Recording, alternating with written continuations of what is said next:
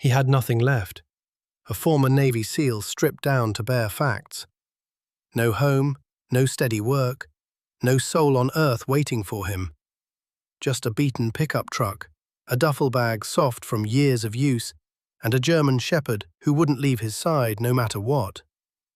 On a still river dock in North Carolina, he spent his last $10 on a rusted houseboat the world had already written off. The hull leaked. The wood was giving way to rot.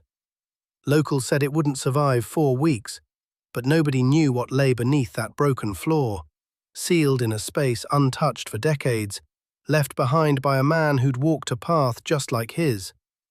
Something that would change everything.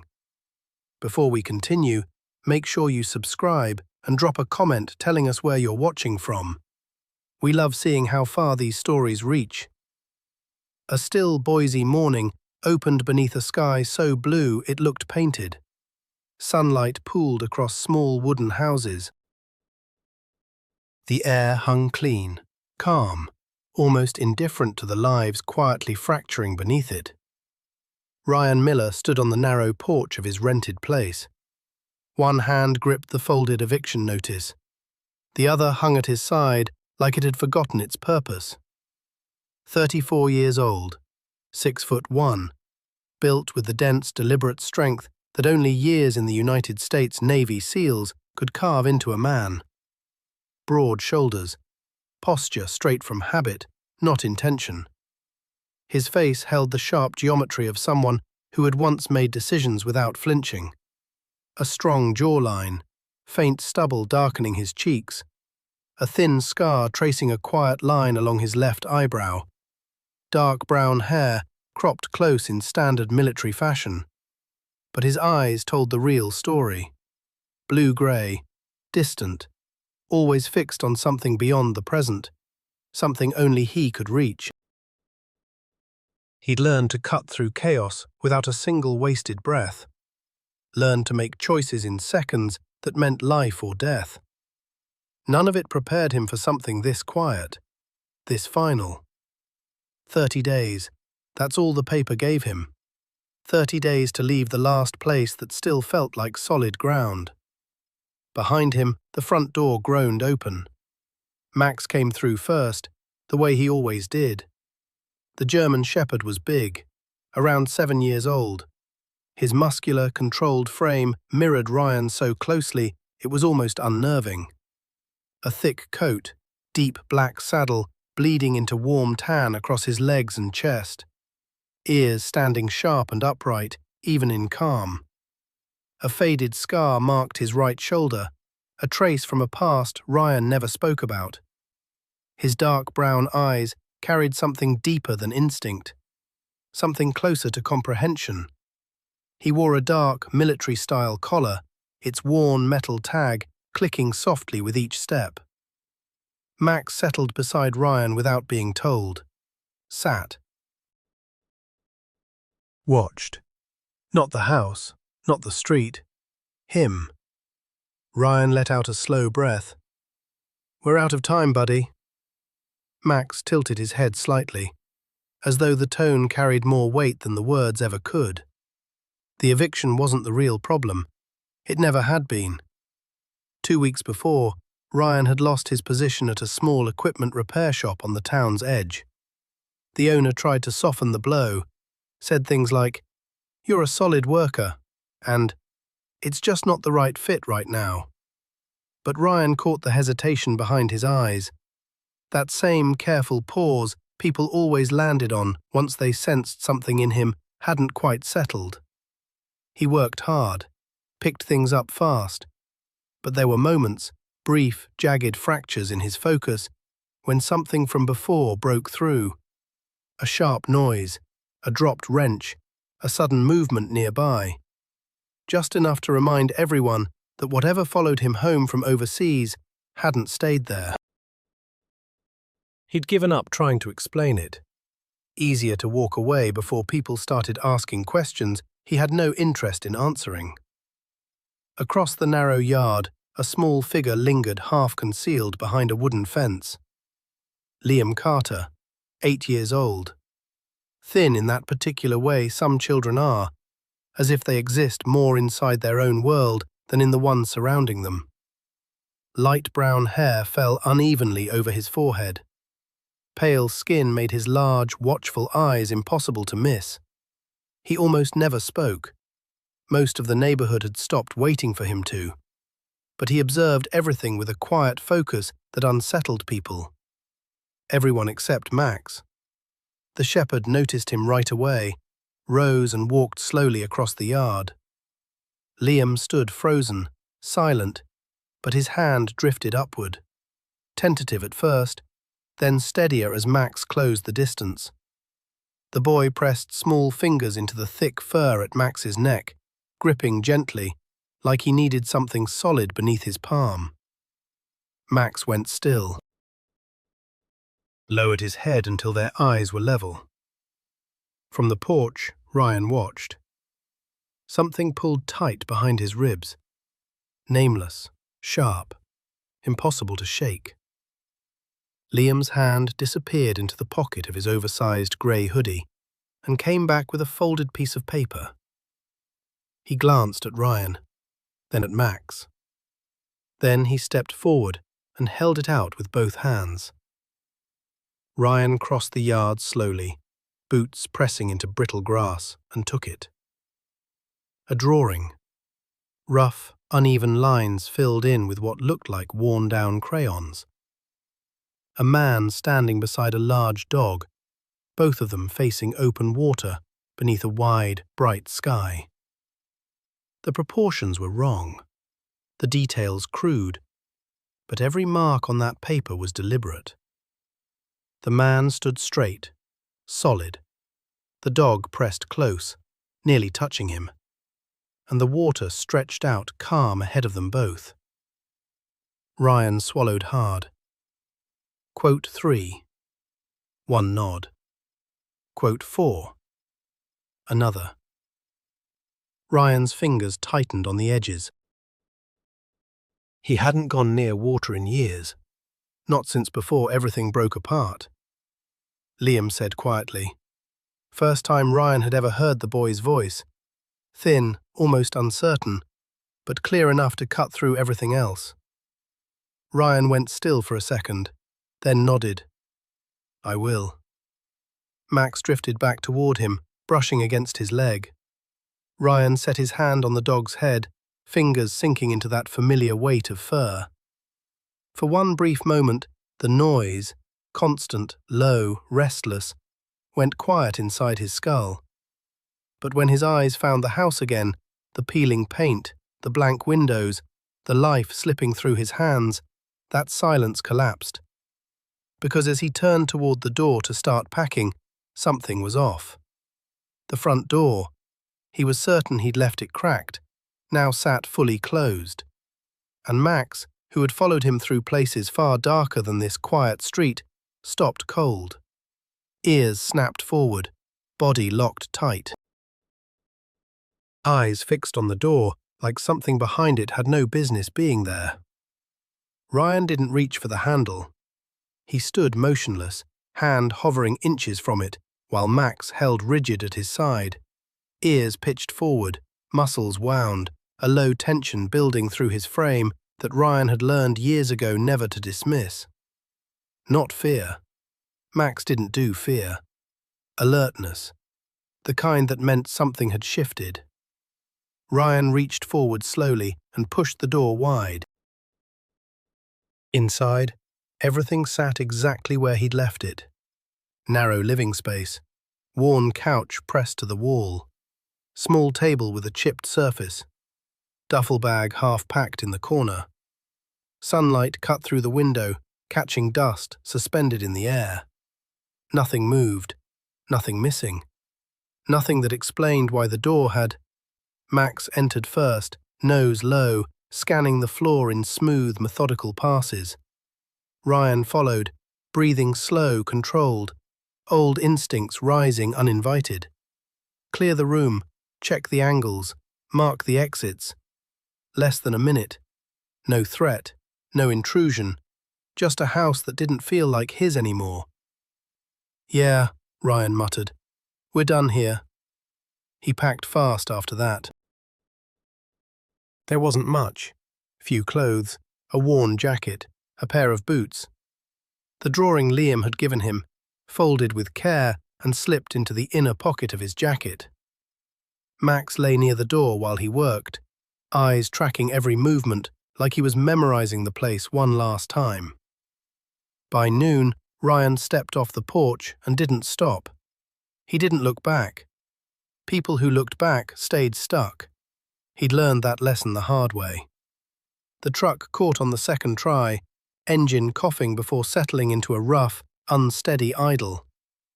Ryan gripped the wheel and stared down the empty street.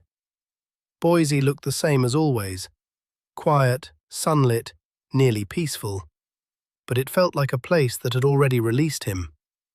He drove with no destination at first, just away from the house, the job, the version of himself that had tried to fit back into something normal and failed. Max sat upright in the passenger seat, watching the road ahead, glancing at Ryan now and then, like he was making sure the man beside him was still there. The shop hunched at the edge of town, low, metal-sided, ringed by scattered gear and rusted-out parts. Ryan nearly drove past. Pride does that, turns a simple thing into something impossible. But the truck drifted in anyway, tires grinding gravel as he rolled to a stop. Walter Hayes was already outside. He stood beside a workbench, sleeves shoved past his elbows, hands black with grease, like he'd been rooted there since dawn. Late 60s, tall but curved at the shoulders, the kind of stoop a man earns from 40 years bent over machinery. Hair thin and silver, beard rough, patchy, shot through with white. His face carried grooves that went deeper than age. Something heavier had carved those lines. Loss that moved in and never packed its bags. His eyes, though, sharp, missed almost nothing.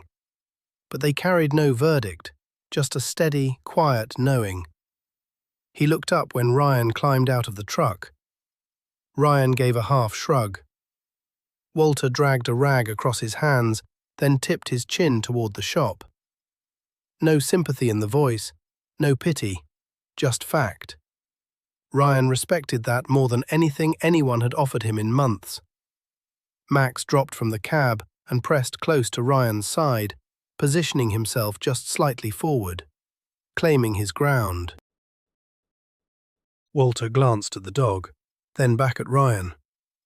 "That yours?" "Yeah." "Good dog." Max's ears twitched at the sound of Walter's voice, but he stayed still. He didn't need to do anything else. Ryan knew what that stillness meant. The dog had already decided about this man. Walter turned and walked inside without waiting. Ryan followed. The air hit him first. Oil and metal, dense and strangely familiar.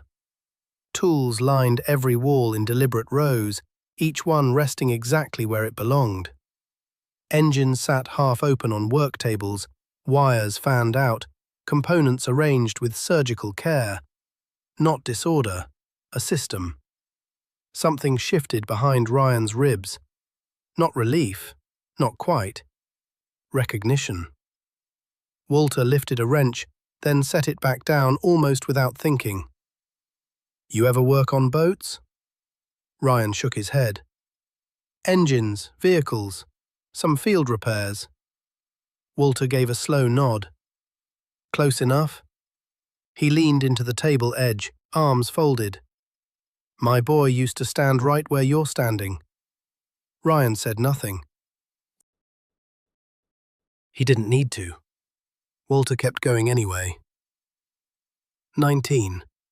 A pause, barely a heartbeat long. 20. The words settled into the room, heavy but not performed. Walter wasn't telling a story. He was naming a fact, the way he'd name a cracked gasket or a seized bearing. Something that happened, something no wrench could undo. Ryan looked down at the table, his jaw pulled tight. 21. Walter brushed it aside with one hand. 22. Quiet filled the gap between them, but it wasn't awkward. It was the kind of silence that earned its own place. After a moment, Walter straightened up. Got a brother out in Asheville. Works on boats full-time. Fixes them, rebuilds them. Sometimes pulls ones back that everybody else already gave up on.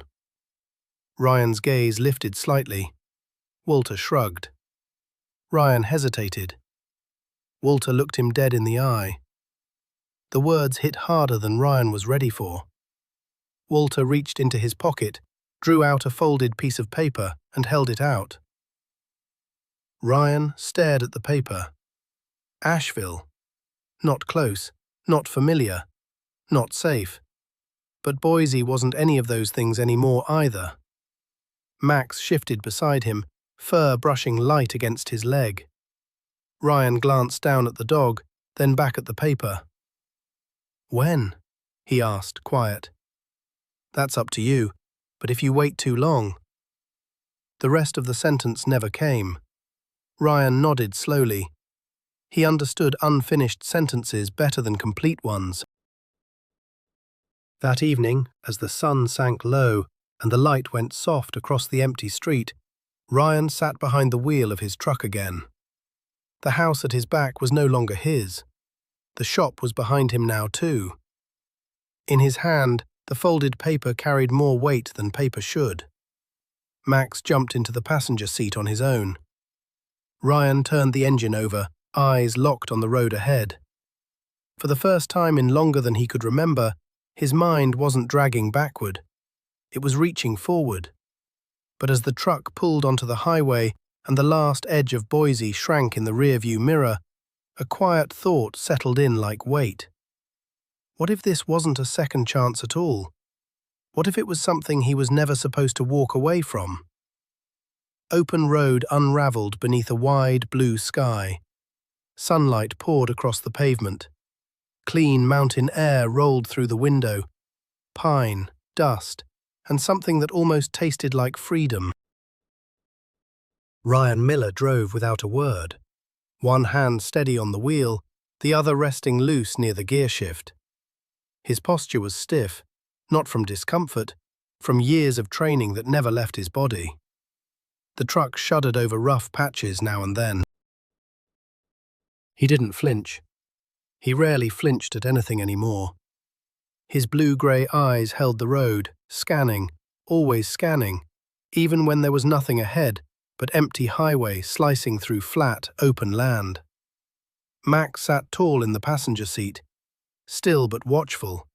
His thick black and tan coat caught the light in soft streaks. Every few minutes, the German shepherd glanced sideways at Ryan. Not curious, measuring. At 7 years old, Max had shed every trace of restless energy. He moved with purpose, with control, the kind of discipline that no longer required commands. There was a steadiness in that dog Ryan no longer carried. Not anymore. 6 hours into the drive, the first crack appeared. A semi-truck screamed past in the opposite lane, horn tearing through the quiet as it swung around a slower vehicle. The sound hit like a blade, sharp, sudden, violent. Ryan's hands clenched the wheel, his breathing seized, his chest locked tight and his vision tunneled for half a second too long. The road dissolved. The horn wasn't a horn anymore. It was something older, something buried deep. Max moved before Ryan could. The dog pressed his body against Ryan's arm. Not hard, not enough to pull the wheel, just enough to hold him here. A low sound rose from Max's throat. Not a growl, not a bark. Something between, a steady vibration that cut through the noise rising inside Ryan's skull. Ryan blinked, hard, twice. The road snapped back. "I'm good," he said. His voice came out tighter than he wanted. Max stayed pressed against him, not yet willing to pull away. Silence returned in pieces, slow and careful, like something fragile being set back together. Ryan exhaled through his nose, long, controlled. The way he'd been trained. Inhale, count, exhale, repeat. It worked. It always worked, eventually. But it left something behind every time, a reminder that the war didn't end just because he'd walked away from it. They pulled over just before dusk at a roadside gas station somewhere between states. The kind of place that barely qualified as a stop. Low building, faded paint, a neon sign flickering and humming above the door. Inside, the air tasted like stale coffee and motor oil. Behind the counter stood a woman, late 40s, maybe early 50s. Tired eyes, sun-worn skin. Her name tag read Doris. She was short, a little heavy, greying blonde hair pulled into a bun that had probably been neater that morning. Her face carried the kind of permanent exhaustion that years of routine carve into a person. But something softened in her expression when she noticed Max. Quote 31 she said, leaning slightly over the counter. Her voice was warm despite the weariness behind it. Max stood motionless, ears forward, watching her with calm attention. No tension. Ryan set a bottle of water on the counter. 32, he said, nothing more. Doris gave a small smile. 33. Ryan didn't respond. He wasn't sure she was wrong. As he paid, her gaze lingered on him a beat longer than necessary. Not suspicion, just the quiet read of someone who'd seen enough faces pass through. You passing through? Yeah. Long way to wherever you're going. Ryan nodded once. That's the point. She didn't push further. People like her knew when to stop. Back outside, the sky had begun its turn, blue softening into deeper shades as the sun dropped low. Ryan leaned into the truck's cool metal, letting it anchor him. Max pressed against his leg, that same wordless steadiness. Ryan pulled the folded drawing from his jacket, held it up in the dying light. The lines wobbled. The colors ran uneven. But something in the image held still, something he didn't possess. A man, a dog, water, stillness. Quote 38 he murmured. No answer expected. Max's ears flickered. Ryan exhaled, almost a laugh. Yeah, me neither. But he didn't fold it away. Not yet. They skipped the motel that night. Ryan couldn't stand enclosed spaces outside his control. He pulled the truck into a quiet rest area just off the highway instead. The air had cooled, carrying insect hum and the far-off drone of passing cars. He tried to sleep. It didn't hold. The dream hit fast. No build-up, no warning. Blackness, noise. The sharp snap of something splitting air. A voice screaming words that refused to form meaning.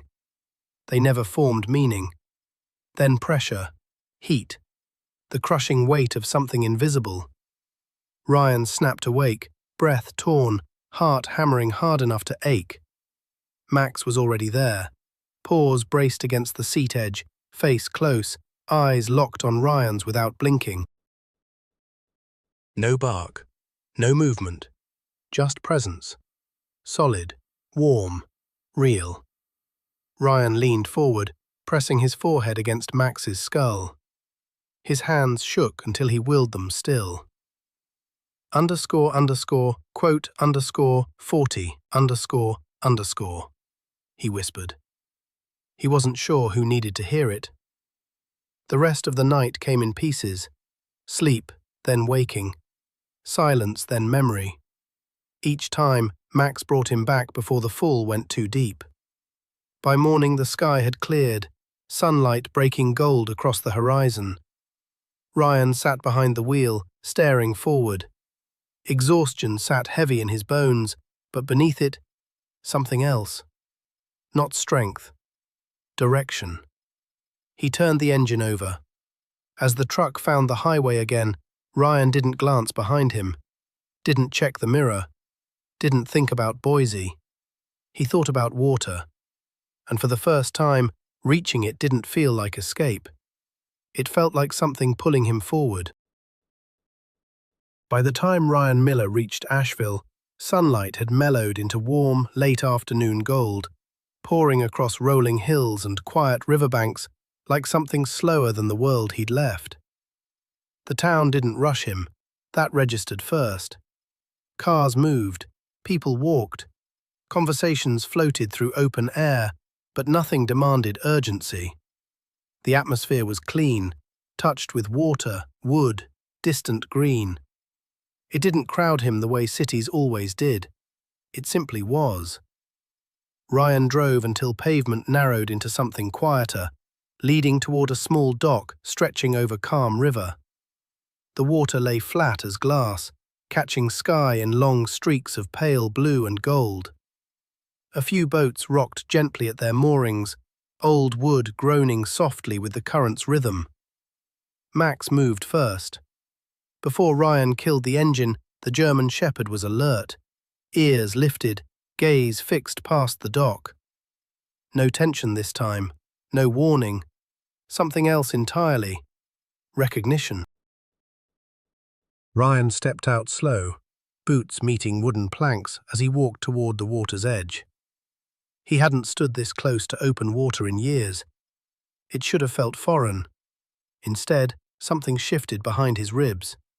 A feeling he couldn't name, like a memory that belonged to someone else. Quote, 41 __. The voice came from his left. Ryan turned. A woman stood beside a small food stand near the dock's edge. Clara Bennett looked to be in her early 50s, carrying a presence that felt steady rather than loud. Average height, build slightly full but strong, the kind of strength earned through years of standing, working, bearing more than she ever spoke about. Her hair was soft brown, threaded with silver, tied back loose at the nape of her neck. A few strands had slipped free, framing a face lined gently by time rather than hardship. Her skin carried the deep warmth of someone who lived under open sky. Hazel eyes, sharp but not unkind, measured Ryan with a stillness that didn't demand anything back. A simple cotton shirt, sleeves rolled past the wrists. A faded apron knotted at her waist. Boots worn down to memory. Nothing fragile about her. Nothing uncertain. She had the look of a woman who'd stayed when everyone else drove off. Max walked straight toward her. No pause, no circling. Ryan clocked it instantly. Max never did that with strangers, not without cause. Clara didn't flinch, didn't reach. She just lowered one hand, slow, letting the dog decide on his own terms. Max closed the distance, sniffed once, and pressed his weight gently into her palm.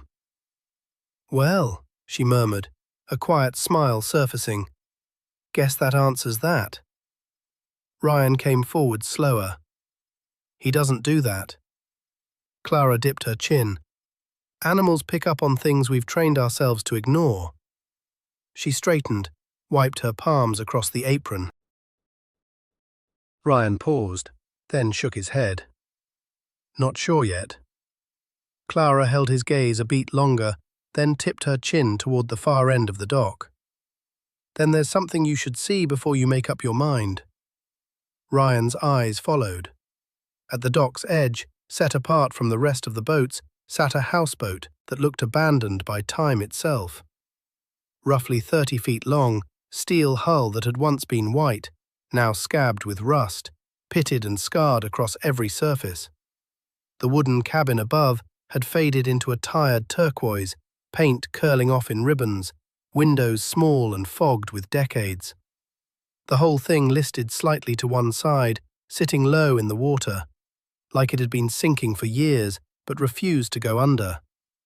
Ryan moved closer, each step measured, deliberate. Max stayed at his flank, quieter now, watchful. "That belonged to a man named Thomas Hale," Clara said from behind him. Ryan stopped. "Hale?" Clara nodded. "Marine, Vietnam." Ryan's jaw set. Quote 51. Quote she went on. Quote 52. Quote Ryan didn't turn. His eyes stayed fixed on the hull. "How long?" 40 years. A slow breath left him. Clara stepped up beside him, her voice dropping lower. "He rebuilt it once, kept it right, then just stopped." "Why?" A light shrug. "Some things find you, even out here." Quiet filled the space between them, nothing but the soft tap of water against rusted steel. Ryan stepped aboard. The wood groaned under his weight. Held. He crouched, dragging his fingers along the corroded edge. Bad. Truly bad. But not gone. He could see it, not what the boat was now, but what it had been, and what it could become. "How much?" he asked, eyes still forward. Clara took a moment. When her voice came, it carried weight the question hadn't earned. Ryan straightened slowly. She held his eyes. Ryan stared. Clara gave him a look, knowing, quiet. Max pressed against his leg again, warm and steady. Ryan reached into his pocket. His fingers found the last of his cash. $10, the exact amount that had set this whole road in motion. He paused, one breath, then handed it across. Clara didn't count it. Didn't need to. She gave a single nod, like something had just slipped into gear. As Ryan turned back toward the boat, his eye caught on something. Near the base of the cabin door, half buried under grime and curling paint, a small carved mark. Not random damage, not wear. A symbol. Ryan moved closer. His pulse slowed, then pulled tight, because he had seen that symbol before. Somewhere. Impossibly. Below, the river lay still that morning. Sunlight crept across the surface like something being uncovered rather than offered. Ryan Miller stood inside the houseboat's cramped cabin, sleeves pushed past his elbows, hands already streaked with rust and grit from a few hours of labor. The air tasted of damp wood and age, dense, stubborn, almost breathing on its own. Every surface wore its neglect plainly, but none of it caught him off guard. He had walked through worse. Far worse. What unsettled him wasn't the rot. It was the sense that someone had left things behind here with intention. Max circled the middle of the cabin, restless.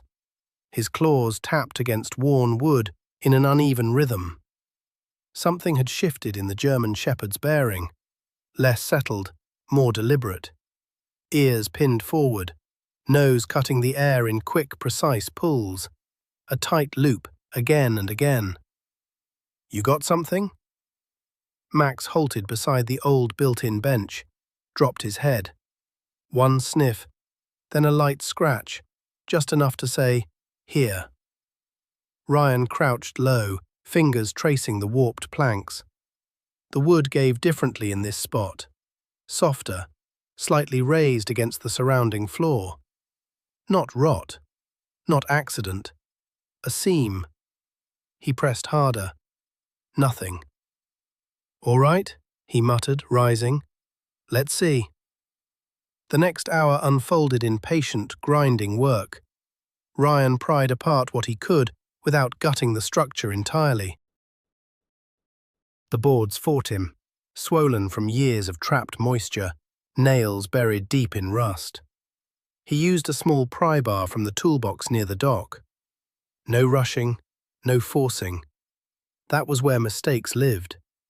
Max stayed close, tracking every motion. Then, a sharp crack. One board came free, another followed. Beneath them, A narrow gap opened into darkness. Damp. Just wide enough for Ryan to peer down into the space below. The bilge. He leaned in, eyes adjusting. Water caught faint light from above, shimmering in thin silver lines. But that wasn't what held him. Something sat in the dark below. Not drifting. Placed. Ryan pulled a flashlight from his bag and aimed the beam downward. The shape sharpened under the light. A wooden chest. Old, its surface dulled by time, but unbroken. Metal corners reinforced each edge, tarnished yet intact. Leather straps wrapped the body, cracked but holding firm. A heavy padlock hung at the front. Corroded, solid. Max released a low sound. Not alarm, not fear. Recognition. Ryan's jaw set. "Yeah," he said quietly. "I see it too." Pulling it free was no simple task. The space was narrow, the angle wrong.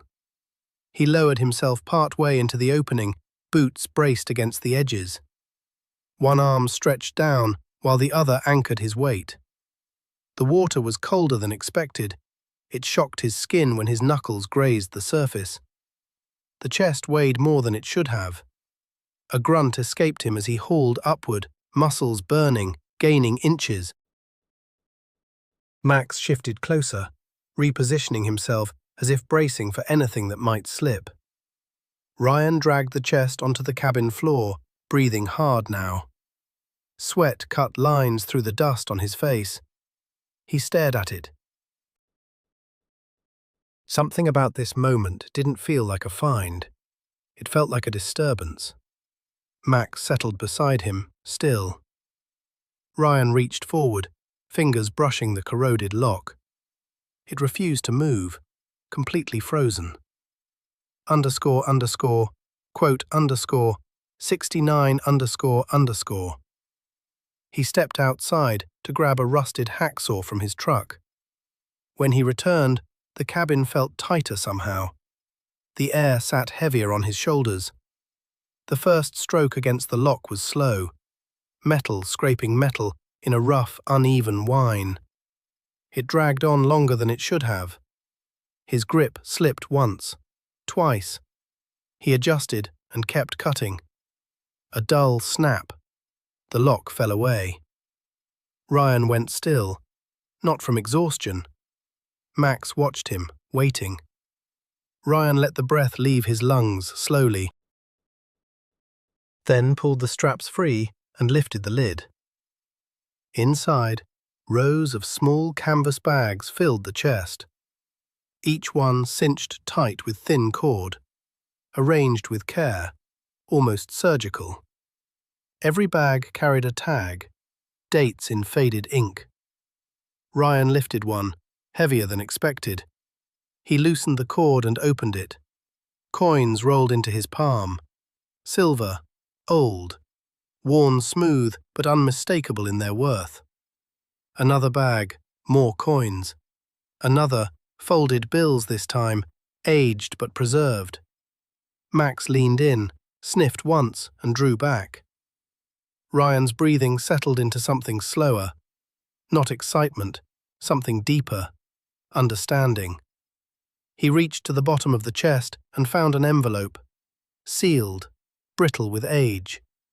The handwriting on the front was unsteady but legible. To whoever finds this. Ryan leaned back against the wall, the envelope resting between his hands. He didn't open it. Not yet. He already knew, not the specifics, but the weight behind them. Still, he broke the seal with care and unfolded what was inside. The words were plain, no flourish, no excess. A man named Thomas Hale, born 1947, United States Marines, Vietnam. He wrote about returning home to a world that no longer fit, about choosing the water because it asked nothing of him, because silence was the only language he still understood. He wrote about saving what he could, year after year, not for himself, but because he had no other use for the time remaining. And at the bottom, one line burned brighter than the rest. Underscore, underscore, quote, underscore, 71, underscore, underscore. Ryan lowered the letter slowly. The cabin went still around him. Max settled beside him, chin on his paws, dark eyes fixed on Ryan's face. Ryan looked at the chest, the bags. Years of another man's life, stored piece by piece, laid open before him. This wasn't luck. Wasn't coincidence. It was something handed forward, across time, across strangers. And for the first time since leaving Boise, Ryan didn't feel like a man who had stumbled into something accidental. He felt like he had walked into a space that had been holding its breath, waiting. But his gaze drifted back to that carved symbol near the door, the one he couldn't explain. A thought rose, quiet but impossible to push down. What if this wasn't merely something left behind? What if it was something he had been meant to find? The sun came up clean and bright over the river. By midday, the heat had sunk into the metal hull like something that refused to move, turning the houseboat's interior into a slow furnace of sweat and labor. Ryan Miller worked in shirt sleeves now, his military jacket abandoned hours ago. His forearms streaked with grease, rust, and thin cuts from sharp edges he no longer bothered to dodge. The boat's skeleton had revealed itself over these past days. Weak points along the hull, seams that had failed years ago. Wood that looked solid until you touched it, then gave like wet paper beneath your fingers. Not one problem, a system of problems feeding each other. And systems, he knew, either get fixed or collapse entirely. Max moved along the dock's edge in short, restless lines, never far. The German shepherd's energy had shifted again. Not the focused alertness from before, not the calm steadiness either. Something sharper now, protective. He watched Ryan constantly, eyes tracking every motion as though expecting failure before Ryan himself sensed it. And failure came. Ryan was working near the lower seam of the hull, leaning over the dock's edge, pressing a temporary patch against rusted metal just above the waterline. The material wasn't ideal, he knew that, but it was what he had. He pushed the sealant into place, fingers steady, movements controlled. Then he heard it, a sound too soft to register for anyone else. A thin, wet crack. Ryan froze. Max's head snapped up instantly. Water began pushing through the lower edge of the hull, slow at first, then faster, finding a weakened seam Ryan hadn't reached yet.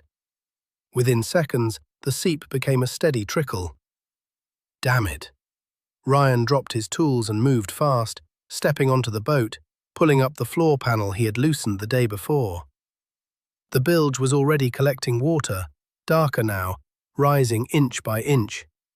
He grabbed the manual pump from a storage compartment, old, stiff, barely functional, forced it into position and began pumping, muscles tightening with each stroke.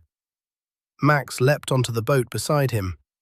One bark, sharp, urgent, not at the water, toward the edge of the dock. Ryan didn't look up, not now, but Max barked again, louder. Ryan turned. A loose support beam, weakened by rot, had shifted beneath the dock's edge, the very spot where Ryan had stood minutes earlier. It gave way with a heavy crack, collapsing inward. A jagged length of wood swung down toward the side of the boat. Max lunged without hesitation. The beam struck the hull's edge, scraping violently against metal before plunging into the water with a heavy splash. But not before clipping Max along his side. The dog yelped once, sharp, brief, then stumbled back across the deck. Ryan dropped everything. Max. He was there instantly, crouching low. The German shepherd stood, but unevenly now, weight shifting off his front leg. A shallow cut ran along his shoulder, Not deep, but enough to bleed. Ryan's jaw tightened. "You're okay. You're okay." Max held still. No whine, no flinch. Just those steady eyes locked on Ryan, as if pain was something beneath his attention. The water grew louder underneath. Ryan glanced down. The bilge was rising faster now, and for one breath, just one, the thought slipped through. Walk away, take what's left, find another nowhere to disappear into. He'd done it before, more than once. It would be easier. Max shifted against him, pressing closer despite the torn shoulder. Ryan exhaled hard through his nose, shook his head once, a physical refusal. No. He was on his feet again, faster, sharper. He grabbed a heavier patch plate from the dock, one he'd set aside for later, and forced it over the leaking seam. It wasn't clean. It wasn't pretty, but it held long enough for temporary bolts and sealant to lock it down. Then back to the pump. Push, pull, push, pull.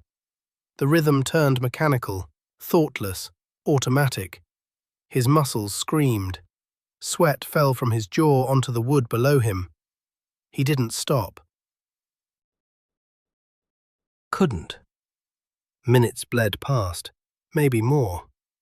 Slowly the water stopped climbing. Then, inch by inch, it dropped. Ryan kept pumping until his arms nearly gave out. Even then he forced a few more strokes before his hands finally went still. The boat settled. Not safe, not yet, but stable. Ryan slumped against the cabin wall, chest heaving, staring at the floor like it might turn on him again. Max lowered himself beside Ryan, breathing slower now, his wounded shoulder resting carefully on the wood. Ryan reached over and pressed his palm against the dog's neck, felt the steady beat there. "You could have stayed back," he said quietly. Max didn't move. Ryan let out a breath that almost resembled a laugh. Almost. Later that evening, with the sun hanging low, Clara appeared at the end of the dock. She carried a small container wrapped in cloth.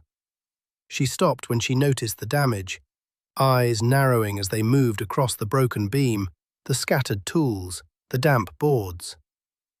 She said simply, stepping closer. She handed him the container. She crouched beside Max, her hands gentle and practiced as she examined the wound.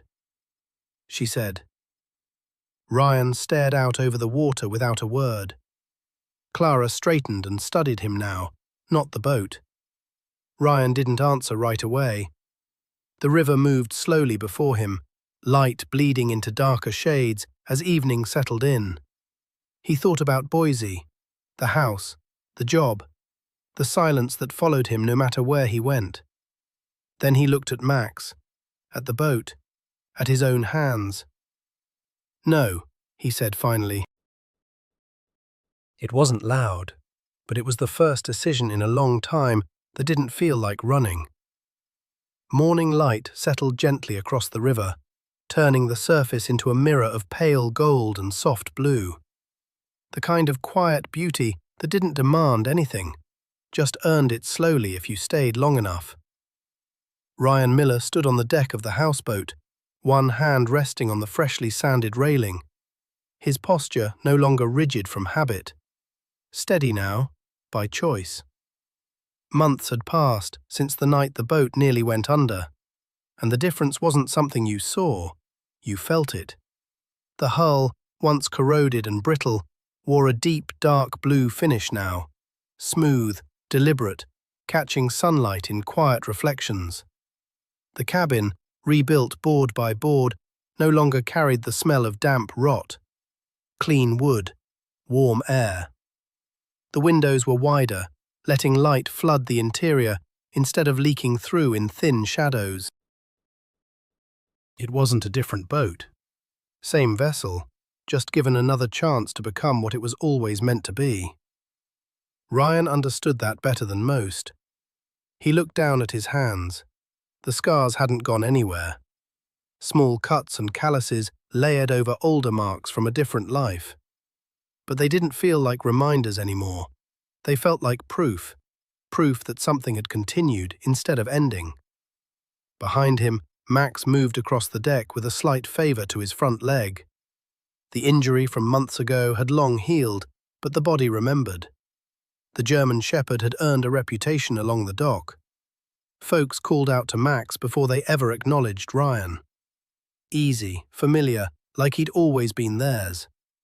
Max took it the way he took everything, without spectacle. No wild tale, no indifference. Just that steady presence, those watchful eyes. He'd become more than a dog on a boat. He'd become a landmark. "You finally made her look like she belongs," Clara Bennett called from the dock below. Ryan looked down. Clara stood with one hand planted on her hip, the other gripping a small paper bag.